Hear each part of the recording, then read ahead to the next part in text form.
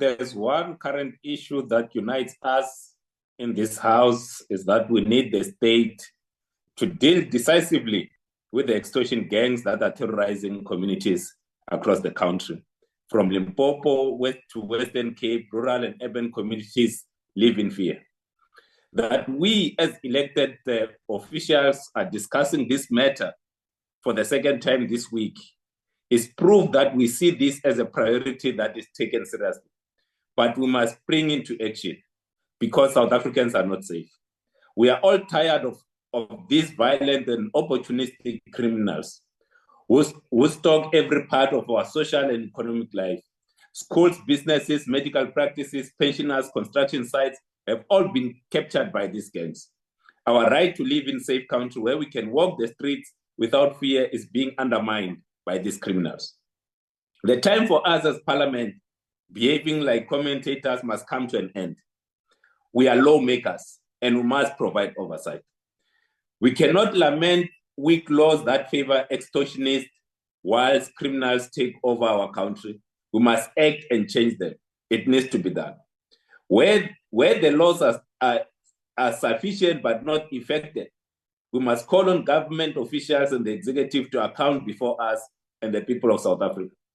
We must therefore interrogate the Criminal Procedure Act and the Prevention of Organized Crime Act, POCA, and decide whether they are sufficient and whether they are being properly implemented. We must do what we've been elected to do here in Parliament, which is to legislate in order to keep South Africans safe.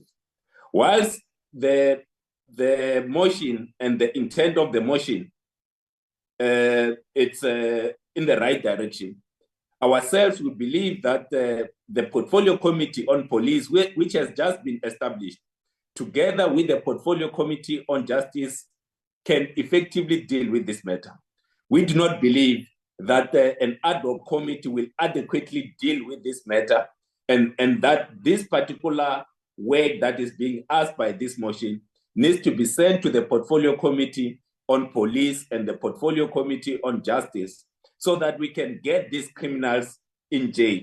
If there's one institution that must develop its teeth, to keep South Africans safe and send criminals to jail, it is ourselves as parliamentarians.